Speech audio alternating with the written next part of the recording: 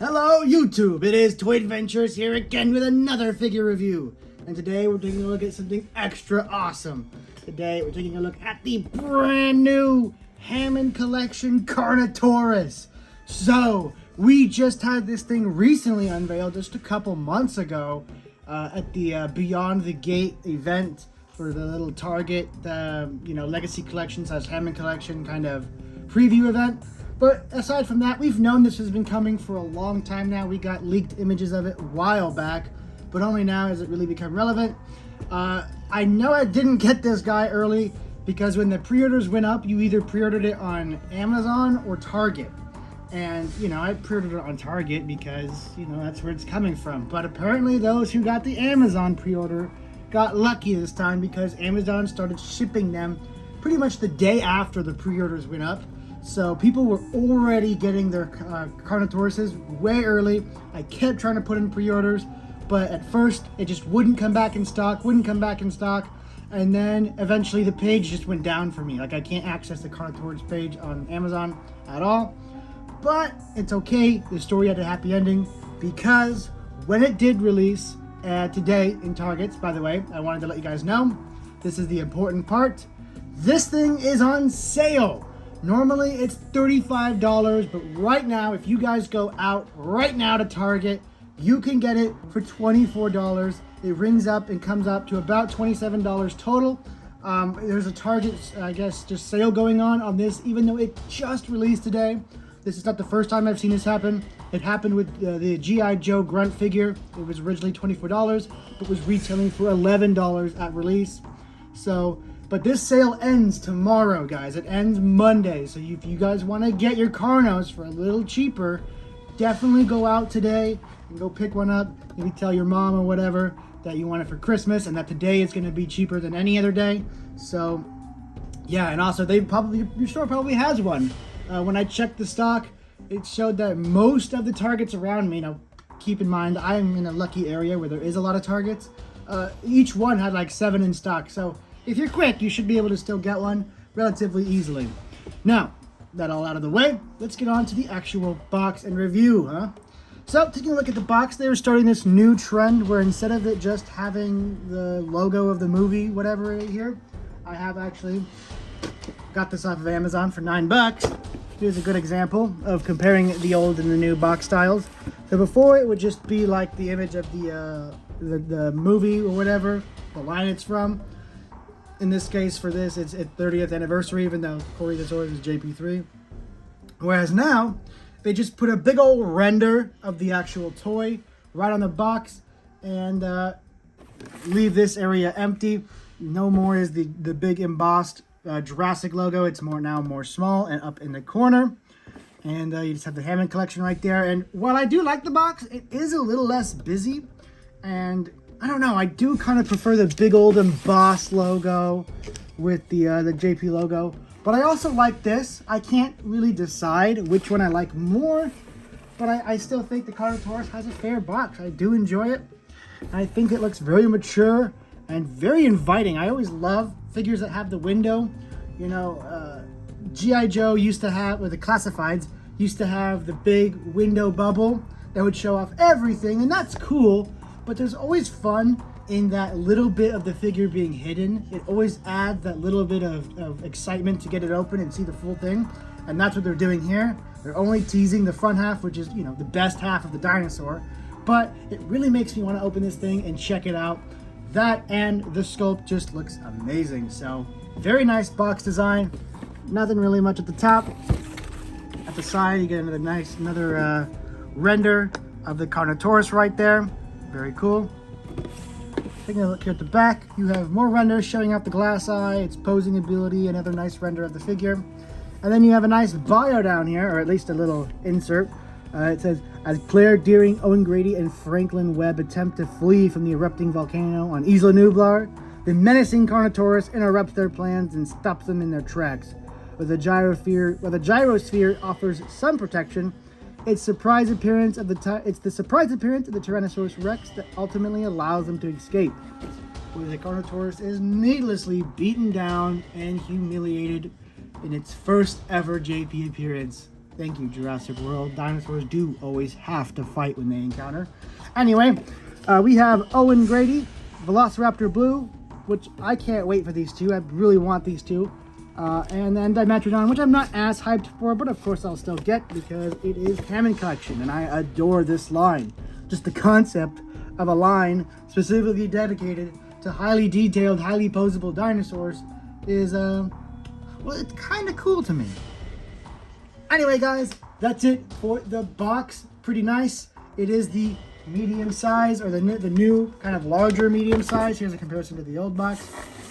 I'm going to show you the size difference in boxes. There you go.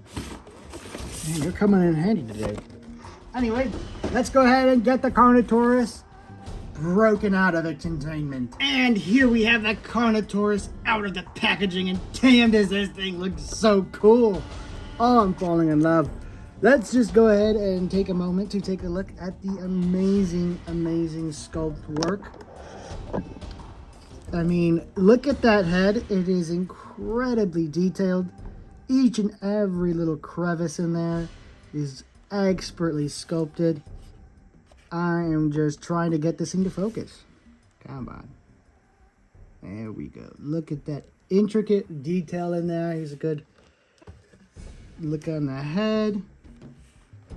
Every angle of it. I mean, man, does that look good. Here's a good direct view.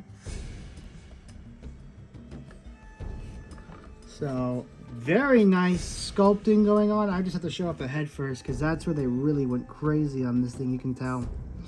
And then the neck also looks amazing with all those little intricately designed skin flaps going in there. And then the body is nice. It's a bit more of what you'd expect, but that still is really nice.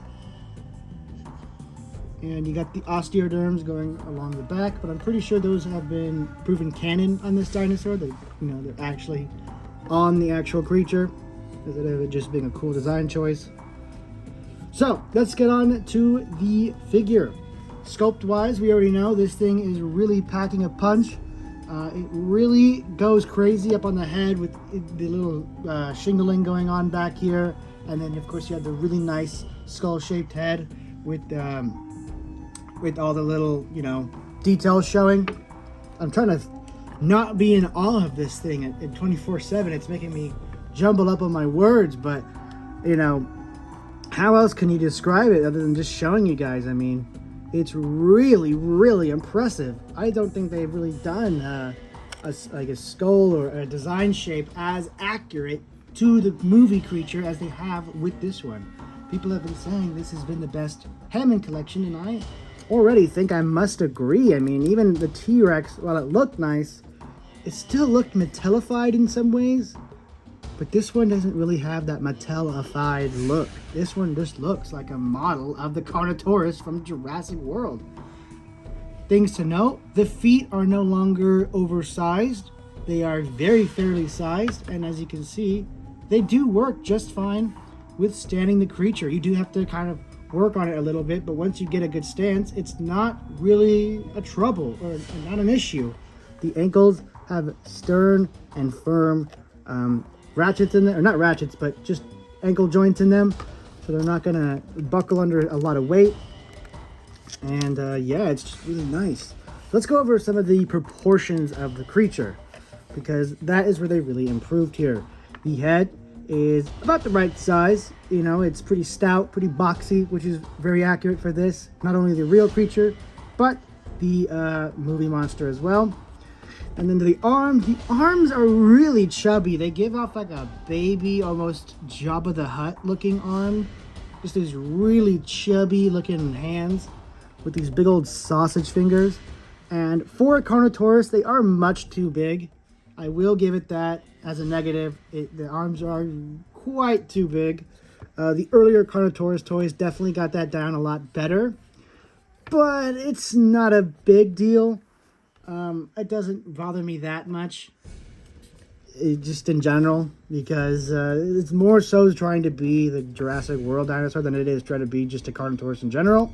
If this was just a generic Carnotaurus toy, I'd probably have more issues with it. But I'm pretty sure they were somewhat this length in the movie as well, so it's really not going to make me lose any sleep. What is very nice, though, is, again, the feet. The feet are very proportional to the rest of the body. What used to have to be done by third-party 3D printed, addition parts is now just something Mattel has finally given up on and finally relinquished and given the fans what they wanted, which is size-accurate feet. Trust us to get the balancing done with the posing. Just make sure it can be balanced and give it the right sized feet, especially for these movie kind of model type toys where it's like more high-end. Give us a more high-end looking product with more accurate sculpts, and they have. And that's why this one really feels like a standout amongst the Hammond collection line. It just feels like they really tried their best on this one, and it shows in so many aspects. And we're all grateful for it. So, articulation-wise, let's see how this Carnotaurus fares.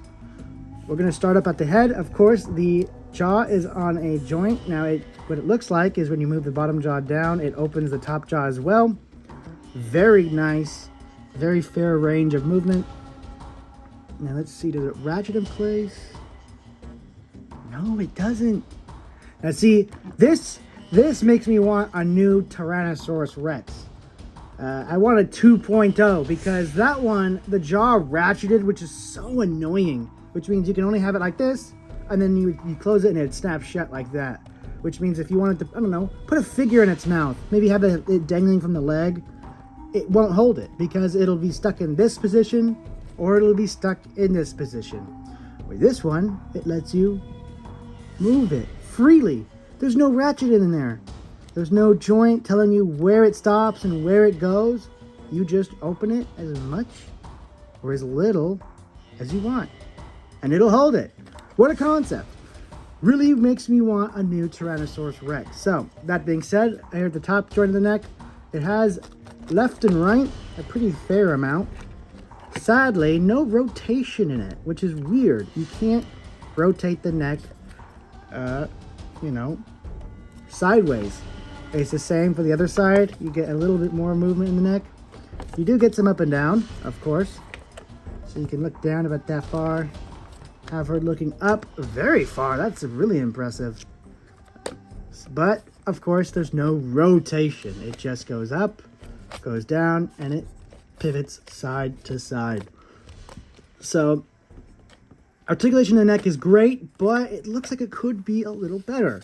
Moving down here to the arm, you have a ratchet out, or not a ratchet, hinge out. Goes out to about, 90 degree. You can have him T-pose. And then, of course, 360 degree rotation. For the hinge in the elbow, you can move in to just about a 90 degree angle and then flatten out for that arm. Moving back here to the leg, you have a full rotation here in the thigh. Very nice. And then a hinge down here at the leg. Can go out just about there and bend in just about to where I had it, basically. And, of course, 360 degree rotation. So pretty fair movement in the leg, nothing too crazy. You can't get those laying down poses where the legs kind of fold in down, which is not a big deal, but just a little bit of a hindered articulation in the leg. Down here at the ankle, or the shin, you do get in and out movement, a hinge. Get those running poses with a really nice backward hinge. Forward hinge is pretty fair. So you can have it crouching down maybe to get some water, but not quite laying down. And of course you get, the rotation in there. That goes without saying. And then here for the footsies, you get a really nice hinge back. I was trying to move it forward, but it doesn't look like it hinges forward too much. No, I don't want to break it. I don't think it's stiff. I just don't think it hinges forward too much. And that's actually nice. And let me explain why that's really nice. Because the ankle can't hinge forward, it means this thing can't fall in on itself, even though I just showed it doing that. But you know what I mean? Like right here is where it's troubled on the Tyrannosaurus. These two joints are the worst on the Tyrannosaurus for trying to get it to stand up. And it's not an issue here. What you saw it falling forward, that's the top heaviness. That's just going to be an issue because the animal is top heavy. but you know, it's not gonna buckle in on these joints. They're gonna stop right there and it's gonna stay firm. So very nice articulation in the legs. I'd say the articulation in the legs is more purpose built to make sure the animal can, well, pose, but also stay stable and sturdy, which is nice. I could do with a little bit better articulation here in the neck.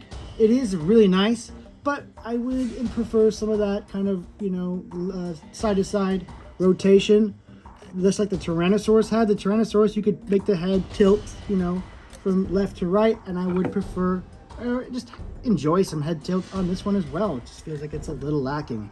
I don't know if it's the kind of oval shape of the neck joints or if they just didn't allow for it in the first place. I can't tell, but it does feel missing on this figure. Taking a look back at the tail just plugs in, so of course it rotates, and then right here you have the rubber section of the tail, and it is rubber. Who would guess? So that's pretty much it for the articulation and whatnot on the Carnotaurus. Very nice, very, very, very nice. Not quite perfect, but as I said, very nice. And you're still gonna have a fun time with it. The glass eye in there looks really good. Definitely a huge improvement from the Tyrannosaurus Rex. Although for customs, I'm probably still gonna have them paint over the eye. I mean, look how it follows you. That's really cool. If you can see the pupil in there, we can watch it follow you. That's awesome. Now, this thing is really cool, and I'm going to film with it. In fact, I'm going filming with it tomorrow, guys. I did a poll to see if you guys would rather see a movie with this girl in it or Blue and her sisters, and you guys voted almost unanimously in favor of the Carnotaurus. So you guys are getting what you want, and tomorrow I'm going to go out and film something awesome with this thing, and I'm going to test out that gold eye, see if it's good for filming. It seems like it might be good for photography. For those who are wondering, oh, what do you mean if it's good? It looks amazing. Yes, it looks great as a model, but sometimes for photography or filming, with the glass eye isn't completely lined up, it doesn't show up, so it just looks like the Carnotaurus has no pupil, which is annoying. So sometimes for filming, like if you notice it with the Hammond collection Tyrannosaurs I have, it's an opaque eye, it's painted on, it's always just going to be in one direction because it just makes filming a lot more predictable and well, easier. Let's just put it that way. So that's my only issue. It's for my specific super niche use of the dinosaur. But if I'm going to isolate this and just rate this as a toy that I just picked up without ever using it in a movie, I'm going to say the glass eye is a really nice feature. It's awesome, and I hope they keep doing it. Not so much on the little dinosaurs like Blue. I think Blue is a little too small to have the glass eye, because at that point, you know, it just doesn't translate as well. But for these medium to big dinosaurs, absolutely keep the glass eye. I want a glass eye, a green one on the Spinosaurus. That would look amazing. I want one on the Indominus, a nice orange one. I want one on the Giganotosaurus when they eventually do it. Definitely keep the glass eye, but I would say reserve it for the bigger sized dinosaurs because it just looks better on there, and you have a more likely chance of you viewing it from the right kind of upward angle where it shows it off nicely. Whereas with Blue's gonna be down on your shelf, low. So you're just gonna see the gold. You're not gonna see the pupil necessarily unless you get a nice, you know, POV picture of it. That's just my 2 cents on the whole glass eye thing. I think it's a wonderful idea for the bigger dinosaurs. Now, this review is getting way too long, so let's get on to size comparisons. All right. Starting us off with our first ever Carnotaurus, and Mattel's really a true home run on their first attempt of a Carnotaurus. They have the original Fallen Kingdom Carnotaurus, and as you can see, they are pretty similar in size, but the Hammond collection is definitely more bulky, more filled out, and while this one appears to be taller, it's just because I have the Hammond collection in a more neutral stance. So the Hammond collection is actually a bigger toy with more mass on it, but obviously it looks so much better. This old one really can't compare, but that being said, I still love this old one. I mean, we all love this old one. It really just, it showed us Mattel has the sculpting chops. A lot of their early figures were nice and they're good, especially compared to Hasbro, but they're nothing compared to the toys we get today. This one still feels like a modern release. This one stood the test of time, and is still one of Mattel's best looking mainline dinosaurs now. Then they gave us an upgrade. Now this isn't the first upgrade. It's not the Toro, but it is the dual attack or the epic evolution or something attack. Anyway, it is the same exact mold, and as you can see, this one is a bit more bulky. These proportions are much more comparable. However, of course, the Hammond collection still beats it out. But like I said with the old Carnotaurus toy, this Carnotaurus toy is still really good with the puppeteering gimmick. Mattel has not released a bad Carnotaurus toy. They really like Carno, and they always give it their best sculptors and their best engineers. He always gets the best toys, and I love it because I love Carnotaurus. Some of the Spinosauruses, or not Spinosaurus, my bad. Some of the Allosauruses have been hit or miss. Some of the Tyrannosaurs have looked kind of goofy, kind of good, kind of bad. But Carnotaurus has always been like sufficiently really good throughout the entire line. I think Allosaurus has been their most troubled dinosaur. Started out really bad, got kind of better, got better, and now is better. We need a Hammond collection really bad, a definitive Allosaurus. Carnotaurus has been spoiled with just good toys. It's just always good toys. But here's a good thing. What I mean. Here's a good look at the feet to show you what I mean. Look at the size of them. Well, if you decided not to fall over, but look at the size of these stompers. It is the dogs are out. Official dinosaur dog comparison, and yeah, there's really no competition. These just look absolutely wild. Well, these look like real. So that is it for it being compared to its own kind. Now let's just see how big this dinosaur compares to other Hammond collections, because it is the first of a new scale. All right, so starting us off, we're going to compare her to a rather medium-sized dinosaur. Let's get her in a fair stance. It's not, sabotage her size. Here we have the infamously expensive Ceratosaurus. Guys, can anyone explain to me why this thing is $100+ anywhere you look for it? I really should have bought 2 of these things. Out of all the dinosaurs, Ceratosaurus, well, I can see it. Ceratosaurus really got screwed in the early toys department, especially by Hasbro. I'm sure we all remember that atrocious Ceratosaurus toy. And then its first Mattel figure was pretty lackluster, an improvement, and we were happy with it back then, but nowadays it's chump change compared to the Hammond collection. It still does not excuse the Hammond collection being hundreds of dollars in the box, and then $100 minimum out of the box. It's wild. It's absolutely wild. Now, let's go for something that's infinitely more, or less, actually, infinitely less expensive, the much bigger and better Tyrannosaurus Rex. Now, of course, this is my custom Rexy. This is not the store-bought Hammond collection, but it is the same size, so I figured it really doesn't matter. Here's a good example of what I was talking about earlier. And there's Rexy, embarrassing the Carnotaurus again. Look at the ankles when I try and stand it. Oh, she's doing the reverse Michael Jackson. Or no, that is the correct direction. The Michael Jackson lean. I actually have to have her tail like hooked onto stuff so she stays in one direction. Here goes Tyrannosaurus stealing the limelight of Carnotaurus' review.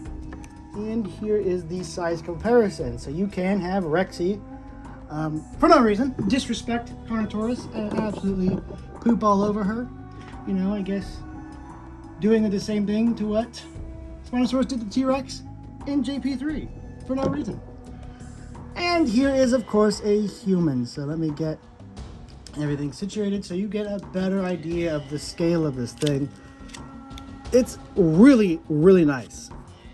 It's just really nice to have in your hand. It fills out your palm. It's just one of those cool big action figures that looks good, feels nice in the hand. And man, is this thing gonna take some wicked pictures. I've already seen my friends on Instagram going crazy with this figure, getting me all kinds of jealous and all kinds of giddy to get my own hands on it.